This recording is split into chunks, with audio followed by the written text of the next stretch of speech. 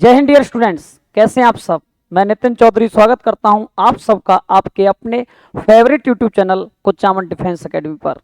Dear students, जैसा कि आप मेरे पीछे थंबनेल पर देख पा रहे हैं, कुचामन डिफेंस एकेडमी का एनडीए नेवी एयरफोर्स के लिए जो मॉक सीरीज चल रही है उसमें आज हम लेकर आए हैं mock test number 6। Yes my dear students, mock test number 6 आपके लिए लेकर आए हैं।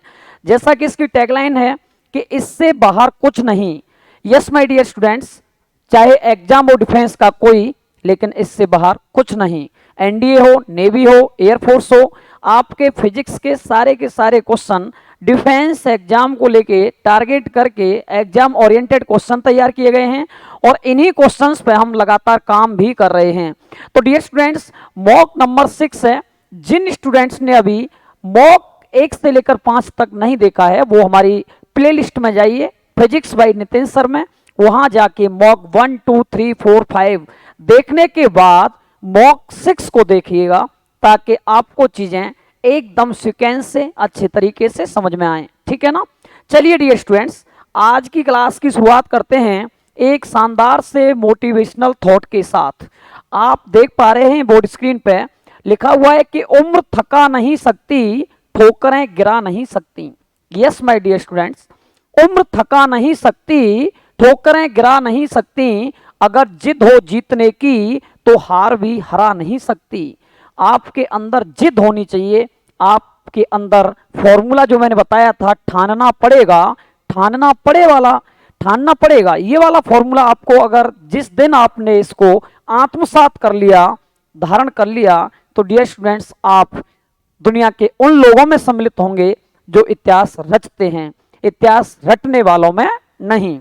चलिए आज की क्लास की शुरुआत करते हैं एक शानदार से क्वेश्चन के साथ कि यदि किसी कण के वेग को 3 गुना बढ़ा दिया जाए तो उसकी डी ब्रोगली तरंगदैर्घ्य में प्रतिशत कमी कितनी हो जाएगी, है ना। प्रतिशत कमी कितनी हो जाएगी डी ब्रोगली तरंग में। Dear students, de Broglie wavelength का फॉर्मूला होता है H/P। क्या होता है? लैम्डा इक्वल टू H/P होता है। यहां पर H/P इक्वल टू होता है mb।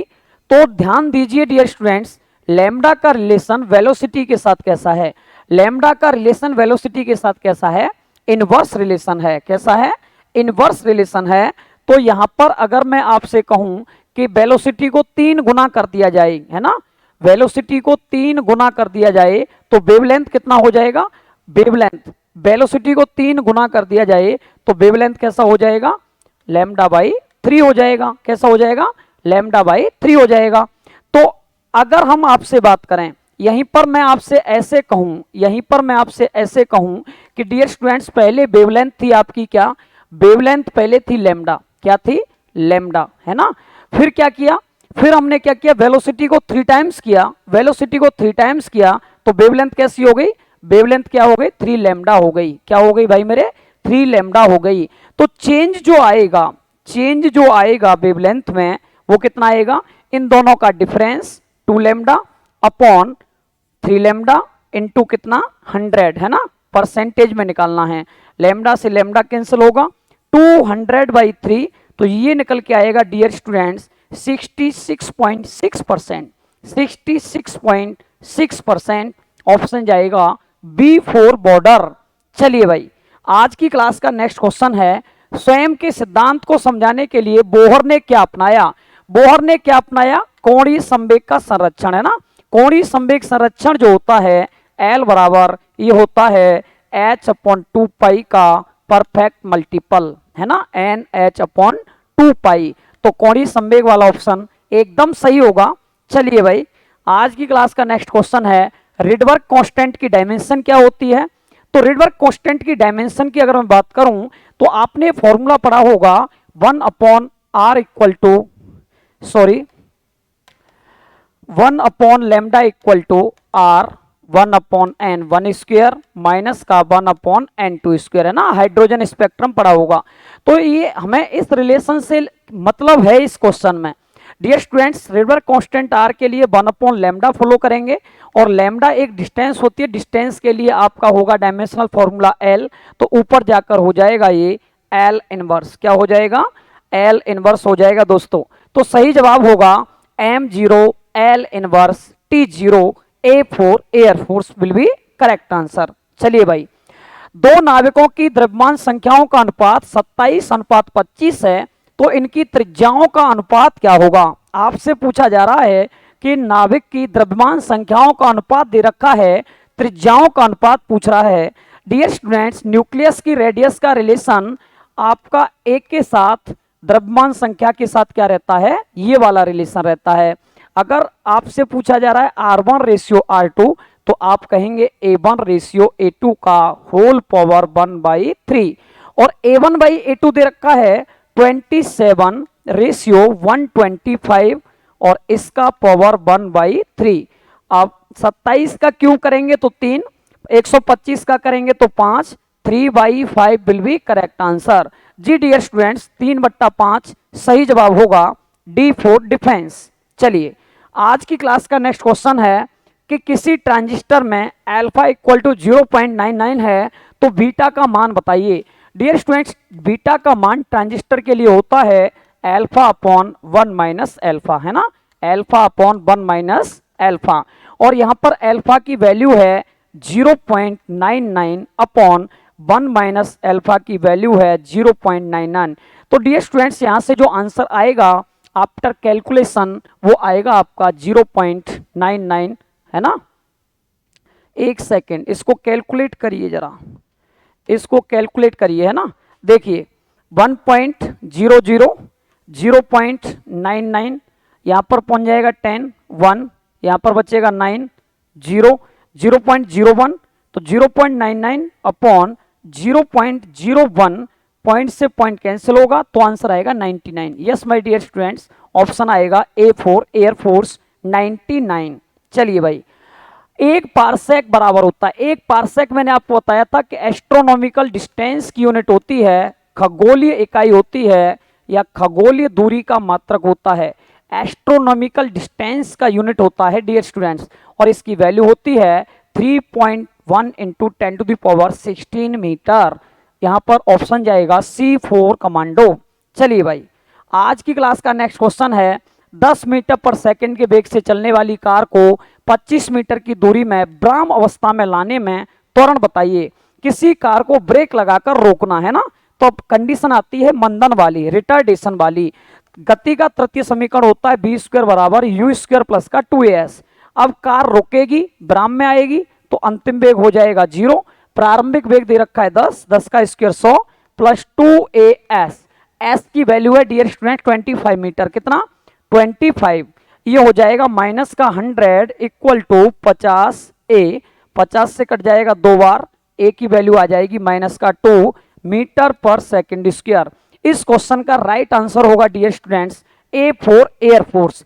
जिन स्टूडेंट्स का A फॉर एयरफोर्स आ रहा है वो क्वेश्चन, वो आंसर एकदम सही है। चलिए भाई, आज की क्लास का नेक्स्ट क्वेश्चन है, दो पिंड इस तरह फेंके जाते हैं कि उनके क्षैतिज परास बराबर हैं, यदि उनके प्रक्षेपण कोण वेग बराबर हैं, तो संभावित कोण कितने हो सकते हैं।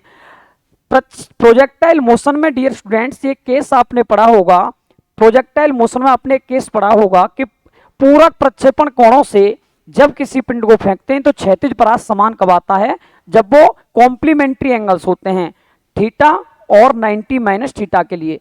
थीटा और 90 माइनस थीटा के लिए मैंने आपको बताया था कि क्षैतिज जो परास रहती हैं, हॉरिजॉन्टल जो रेंज रहती है वो हमेशा कैसी रहती है, सेम रहती है।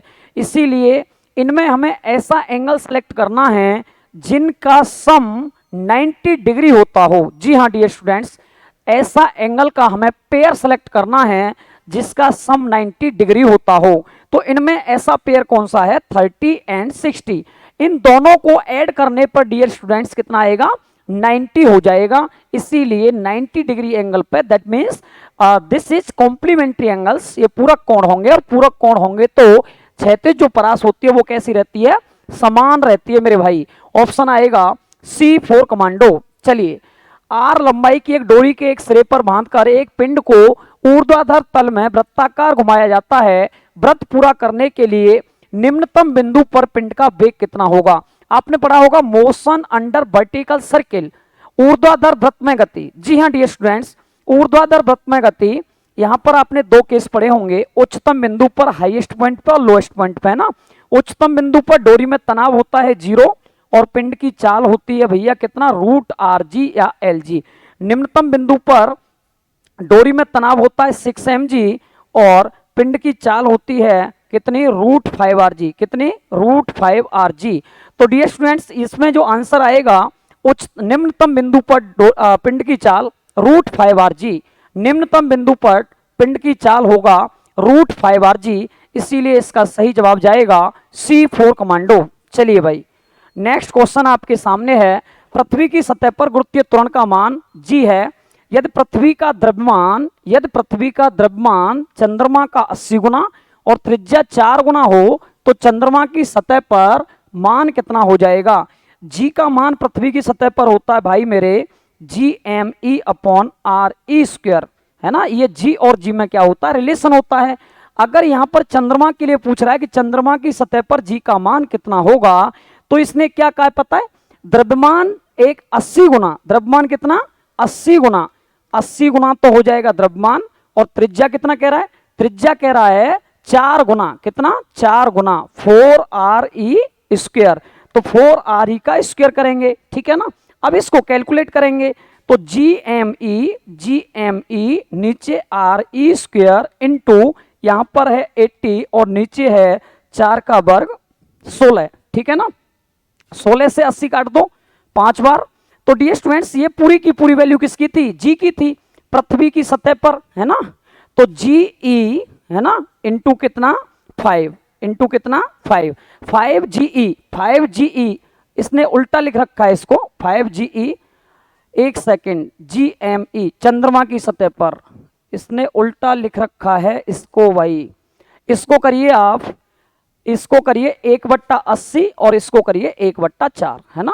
ये यहां पर 1/80 और 1/4, इंग्लिश में सही है, हिंदी में इसको करेक्ट करिए, हिंदी में करेक्ट करेंगे तो 1/80 और 1/4, है ना।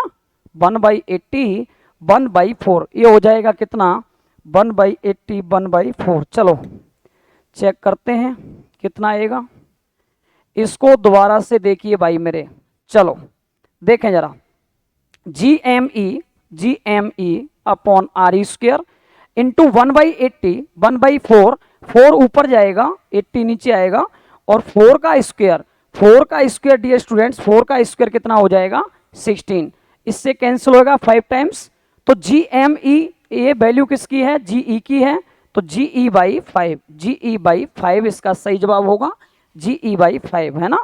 कुल मिला के जब चंद्रमा का द्रव्यमान पृथ्वी का 1/80 और त्रिज्या पृथ्वी का 1/4 हो जाएगी, तो चंद्रमा की सतह पर जो गुरुत्वीय त्वरण है, एक्सेलरेशन ड्यू टू ग्रेविटी है, वो अर्थ के सरफेस पे एक्सेलरेशन ड्यू टू ग्रेविटी का 1/5 रह जाता है, ठीक है ना। चलिए भाई आज की क्लास का नेक्स्ट क्वेश्चन है, किसी वैद्युत ध्रुव पर किसी वैद्युत क्षेत्र में बल आघूर्ण का मान अधिकतम होता है जब P और E के बीच का कोण होता है, P और E के बीच का कोण, तो ये बल आघूर्ण है टॉ, इसका फॉर्मूला होता है PE sin थीटा, क्या होता है PE sin थीटा होता है, थीटा 90 डिग्री होगा, थीटा 90 डिग्री होगा मेरे भाई, तब जाके टॉ की वैल्यू क्या आएगी, मैक्सिमम आएगी, कितनी आएगी PE आएगी, है ना, मैक्सिमम आएगी, और कितने के बराबर आएगी, PE के बराबर आएगी। यही पूछा जा रहा है कि टॉ का मान मैक्सिमम किस एंगल पर होता है, तो टॉ का मान मैक्सिमम भैया कितने पर होता है, 90 डिग्री एंगल पर होता है, क्योंकि साइन में 90 डिग्री का मान मैक्सिमम होता है, जिसका मान होता है 1, ठीक है ना। चलिए भाई नेक्स्ट क्वेश्चन है, Q आवेश वाला एक कण B वेग से धारावाही प्रणालिका में अक्ष के अनुदेश प्रवेश करता है, अक्ष के अनुदेश प्रवेश करता है, दैट मीन्स थीटा का मान हो गया 0 डिग्री, क्या हो गया 0 डिग्री हो गया, और फोर्स इक्वल टू होता है QBB sin थीटा, ठीक है ना, QBB sin थीटा, और यहाँ पर थीटा का मान 0 डिग्री रखोगे तो साइन में 0 का मान होता है भाई मेरे 0, क्या होता है 0, तो फोर्स की वैल्यू कितनी हो जाएगी 0 हो जाएगी, इसीलिए इसका सही जवाब आएगा A फॉर एयर फोर्स, ठीक है ना। चलिए भाई आज की क्लास का नेक्स्ट क्वेश्चन है, एक आदर्श मीटर का शंट प्रतिरोध होना चाहिए, आइडियल एमीटर का संट का रेजिस्टेंस आइडियल एमीटर के लिए क्या होना चाहिए, 0, जिससे कि करंट पूरा आए, है ना। रेजिस्टेंस 0 होगा तभी तो करंट मैक्सिमम होगा मेरे भाई, ठीक है ना। चलिए आज की क्लास का नेक्स्ट क्वेश्चन है, 3 द्रवों के घनत्व D, 2D, 3D हैं, या तीनों द्रवों के समान आयतन मिलाए जाएं तो परिणामी मिश्रण का घनत्व बताइए। मिश्रण का घनत्व पूछा जा रहा है, और घनत्व बराबर आप जानते हो डेंसिटी बराबर होती है द्रव्यमान बट्टे आयतन। क्या होता है, द्रव्यमान बट्टे आयतन। लेकिन आयतन तो है भैया तीनों का समान, क्या है, तीनों का समान, ठीक है ना। तो द्रव्यमान निकालेंगे, द्रव्यमान बराबर निकालेंगे तो आयतन गुणा घनत्व, आयतन गुणा घनत्व पहले कितना है, D है, फिर आयतन गुणा घनत्व दूसरा घनत्व कितना है, 2D है, फिर आयतन गुणा घनत्व तीसरा घनत्व कितना है, 3D है, और नीचे टोटल आयतन तीनों के लिए कितना, B plus B plus B कितना हो जाएगा, 3B हो जाएगा, और B से कट जाएगा भैया B से कट जाएगा B, ये हो जाएगा 3 और 2 5 और 1 6, 6D/3, 3 से 6 कैंसिल हो जाएगा 2 टाइम्स, ये हो जाएगा 2D, क्या हो जाएगा 2D हो जाएगा। तो यहां पर एक ऑप्शन को 2D बनाइए और C ऑप्शन इसका करेक्ट हो जाएगा, 2D इसका सही जवाब होगा। चलिए भाई, बर्फ का दाब बढ़ाने पर गलनांक बताइए, प्रेशर इंक्रीज करने पर बर्फ पर मेल्टिंग पॉइंट पर क्या इफेक्ट पड़ता है। जब भी हम किसी बर्फ पर प्रेशर इंक्रीज करते हैं मेरे दोस्त, तो याद रखना बॉइलिंग पॉइंट जो होता है, क्वथनांक जो होता है, उसका मान बढ़ जाता है, लेकिन गलनांक घटता है। गलनांक क्या होता है, घटता है, मेल्टिंग पॉइंट डिक्रीज हो रहा होता है। चलिए आज की क्लास का नेक्स्ट क्वेश्चन, किसी आदर्श गैस के अणुओं की कुल ऊर्जा किसी आइडियल गैस में मॉलिक्यूल्स का टोटल एनर्जी। आइडियल गैस में ध्यान रखेंगे डियर स्टूडेंट्स कि जो पोटेंशियल एनर्जी होती है, इंटरनल पोटेंशियल एनर्जी का मान क्या होता है, 0। दो प्रकार की एनर्जी होती हैं, एक यूके प्लस यूपी, है ना, पोटेंशियल एनर्जी हो जाती है 0 किसमें, आइडियल गैस में। तो total energy total kinetic energy के इक्वल हो जाती है, इसीलिए डियर स्टूडेंट्स इसका जवाब हो जाएगा काइनेटिक एनर्जी बोले तो गतिज ऊर्जा, A4 एयर फोर्स इसका करेक्ट आंसर होगा। चलिए, किसी गैस के अणुओं की आंतरिक ऊर्जा निम्न में से किस पर निर्भर करती है। तो किसी भी गैस के मॉलिक्यूल्स का जो इंटरनल मॉलिक्यूलर एनर्जी है वो डियर स्टूडेंट्स उसके टेम्परेचर पर डिपेंड करता है। टेम्परेचर बढ़ाते हैं तो इंटरनल एनर्जी बढ़ती है, टेम्परेचर घटाते हैं तो इंटरनल एनर्जी घटती है। तो किस पर डिपेंड करती है, इंटरनल एनर्जी जो होती है वो टेम्परेचर पर डिपेंड करती है, ताप पर निर्भर करती है मेरे भाई। तो सही जवाब होगा only on temperature, that means ताप पर। चलो आगे क्वेश्चन है, यदि ऊष्मा इंजन के लिए स्रोत तथा सिंक के ताप 400 केल्विन 300 केल्विन है, और तो इसकी दक्षता, हीट इंजन के लिए एफिशिएंसी का फॉर्मूला डियर स्टूडेंट्स आप लोग जानते हैं, ईटा इक्वल टू होता है 1 - T2 अपॉन T1, है ना। अब 1 - T1 T2, T1 हमेशा ज्यादा वाला होगा और T2 हमेशा छोटा वाला होगा, है ना। तो 1 - T2 कितना 400, T1 कितना 300, ये कैंसिल आउट हो जाएगा, ये बचेगा भैया कितना, ये बचेगा आपका कितना, ये उल्टा लिख दिया है ना, ये उल्टा लिख दिया मेरे भाई, हाँ 1 - T2 कितना छोटा वाला 300 और T1 कितना बड़ा वाला 400, है ना। 2 0 से 2 0, ये बचेगा 1/4। लेकिन आंसर किस में आ रहा है, परसेंटेज में आ रहा है। आंसर किस में आ रहा है, परसेंटेज में आ रहा है। परसेंटेज में आंसर आ रहा है तो मल्टीप्लाई कितने का करते हैं भाई, 100 का करते हैं। तो 100 का मल्टीप्लाई करिए और 4 से 100 को कैंसिल करिए 25 टाइम्स, तो इसका सही जवाब आएगा B4 बॉर्डर 25%, इसका सही जवाब होगा मेरे भाई। चलो नेक्स्ट क्वेश्चन आज की क्लास का, पारे की छोटी छोटी बूंदें रुद्धोष्मीय रूप से मिलकर एक बड़ी बूंद बनाती हैं, तो बड़ी बूंद का ताप, ध्यान रखिएगा छोटी बूंदें मिलकर बड़ी बूंद बनाएं, है ना, छोटी बूंदें मिलकर एक बड़ा बूंदा बनाएं, एक बड़ी बूंद बनाएं, तो टेम्परेचर जो होता है मेरे भाई, टेम्परेचर जो होता है वो बढ़ता है, क्या होता है, बढ़ता है। और एक बड़ी बूंद स्प्लिट होके छोटी छोटी बूंद बनाए तो क्या होता है, टेम्परेचर डिक्रीज होता है, ठीक है ना। तो यहाँ पर छोटी छोटी बूंदें मिलकर क्या बना रही हैं, बड़ी बूंद बना रही हैं। क्या बना रही हैं, बड़ी बूंद बना रही हैं। छोटी बूंदें मिलकर बड़ी बूंद बना रही हैं, तो टेम्परेचर क्या होगा, इंक्रीज होगा, दैट मीन्स बढ़ेगा। चलिए भाई, जब कार्नो इंजन में आदर्श गैस ऊष्मा स्रोत से ऊष्मा लेती है तो स्रोत का ताप, कार्नोट इंजन में ऊष्मा स्रोत से ली जा रही है। अब जो सोर्स होता है वो इन्फिनिटी हीट कैपेसिटी वाला होता है, कितना भी हीट ले लो कोई फर्क नहीं पड़ने वाला। सिंक को कितना भी हीट दे दो कोई फर्क नहीं पड़ने वाला। तो ध्यान रखना मेरे भाई कि इस पर क्या होगा, रिमेन्स कांस्टेंट, नियत रहती है। स्रोत का जो टेम्परेचर रहेगा वो नियत रहेगा, कांस्टेंट रहेगा, उसमें कोई बदलाव नहीं होगा। ठीक है ना। चलो भाई आगे, किसी नियत प्रक्रम में 400 कैलोरी ऊष्मा का एक नियत निकाय को, एक ऊष्मा निकाय को दी जाती है, उसी समय निकाय पर 105 जूल का कार्य होता है, तो निकाय की आंतरिक ऊर्जा में वृद्धि बताइए। ऊष्मागतिकी का पहला नियम आप भूले तो नहीं हो अभी। ऊष्मागतिकी का पहला नियम ऊर्जा संरक्षण पर आधारित है, एनर्जी कंजर्वेशन पर बेस्ड है। ये क्या कहता है भाई, ये कहता है डेल क्यू बराबर del W plus del U, है ना। ये कहता है डेल क्यू बराबर del W plus del U. अब ये 400 कैलोरी, कितना 400 कैलोरी, वर्क डन कितना 105 plus change in internal energy निकालना है, इधर लाके घटाइए।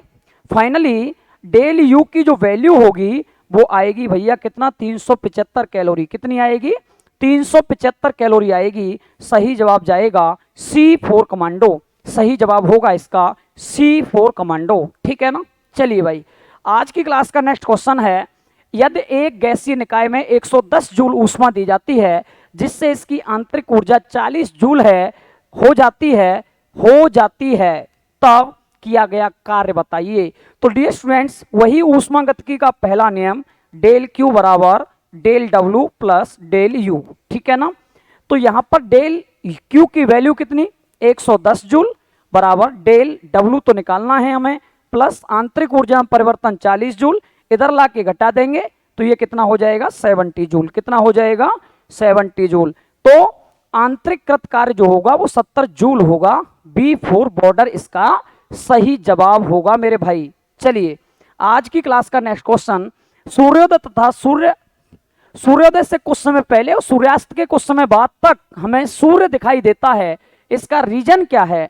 तो डियर स्टूडेंट, सूर्य का सूर्योदय से पहले सूर्योदय के बाद लाल दिखाई देना, it is due to refraction of light, अपवर्तन, किसका, प्रकाश का अपवर्तन, रिफ्रैक्शन इसका सही जवाब होगा। चलिए भाई, निम्न कथनों पर विचार करके सत्य कथन का चुनाव करना है कि consider the following statement and the select correct statement. माध्यम का ताप बढ़ाने पर अपवर्तनांक बढ़ता है, निरपेक्ष अपवर्तनांक एक अदिश राशि है, yes. Absolute refractive index is a scalar quantity, है ना। तो ये अनुपात होती है दो समान राशियों का। तो डियर स्टूडेंट्स, इसीलिए यहां पर राइट स्टेटमेंट हो जाएगा B4 बॉर्डर। चलिए भाई, आज की क्लास का नेक्स्ट क्वेश्चन, जब सूर्य क्षैतिज के निकट होता है अर्थात सुबह और शाम को, तब वह लालिमा युक्त दिखाई देता है, इसका रीजन क्या है ना, आपको ये पूछा जा रहा है। तो डियर स्टूडेंट्स, ये क्वेश्चन मैं आपको देता हूं होमवर्क, आपको ये अपने आप करना है और इसका आंसर आपको कमेंट सेक्शन में कमेंट करना है। चलिए भाई आगे चलेंगे। ये मॉक टेस्ट जो 5 हमने किया था डियर स्टूडेंट्स, उसमें आपको होमवर्क दिया था एक क्वेश्चन, और उसका आंसर बहुत सारे बच्चों ने कमेंट सेक्शन में कमेंट भी किया, लेकिन सही क्या है इसका जवाब ये देख लेते हैं। एक घन के केंद्र में एक आवेश क्यू रखा गया है जिसका एक फलक से निकलने वाला फ्लक्स होगा। A charge Q is placed at the centre of a cube, the flux emitted through it's one face, है ना, वन फेस से कितना फ्लक्स निकलेगा। किसी भी क्यूब के सेंटर पर, किसी भी घन के केंद्र पर जब कोई क्यू चार्ज रख दिया जाए तो आपसे पूछा जा रहा है उसके एक फलक से निकलने वाला फ्लक्स क्या होगा, एक फलक से निकलने वाला फ्लक्स क्या होगा। तो डियर स्टूडेंट्स, आपने गॉस का प्रमेय पढ़ा होगा। गॉस का प्रमेय कहता है phi equal to Q upon epsilon naught, लेकिन ये टोटल शेप से, जैसे टोटल घन से निकलने वाला टोटल फ्लक्स तो हो जाएगा क्यू अपॉन एप्सिलॉन नॉट, एक फलक से। तो घन में कितने फलक होते हैं, घन में कितने फलक होते हैं, कितने फेस होते हैं। तो घन की अगर मैं बात करूं तो फेस, जैसे घन है, जिस स्टूडियो में मैं खड़ा होकर क्लास ले रहा हूं, तो इसका 1 फलक, 2 फलक, 3 फलक, 4 फलक, 5 फलक, 6 फलक, ठीक है ना। तो इसीलिए इसका सही जवाब क्या होगा, Q/6 एप्सिलॉन नॉट। तो डियर स्टूडेंट्स इसका सही जवाब हो जाएगा क्या, Q/6 एप्सिलॉन नॉट। तो आज की क्लास में डियर स्टूडेंट्स इतना ही, और जिन स्टूडेंट्स को ये क्लास अच्छी लग रही हो, लगातार चीजें अच्छे से चल पा रही हो, तो डियर स्टूडेंट्स मॉक सीरीज की जो ये श्रृंखला चल रही है ये कंटिन्यू इसी तरीके से चलेगी। इसके लिए आप क्या करेंगे, लगातार हमारे साथ जुड़े रहेंगे, और ये जो वीडियोज आ रही हैं लगातार मैं आपके लिए जो मेहनत कर रहा हूँ, आप इन्हें ज़्यादा से ज़्यादा स्टूडेंट्स तक शेयर करते रहेंगे। तो आगे मॉक 5-6 के बाद मॉक 7 आने वाला है। मॉक 7 का वेट करिए डियर स्टूडेंट्स। डेली एक मॉक मैं आपके लिए लेकर आ रहा हूँ डिफेंस एग्जाम्स को इस बार टारगेट करते हुए। आज की क्लास में बस इतना ही। Thank you very much. Jai Hind dear students, take care.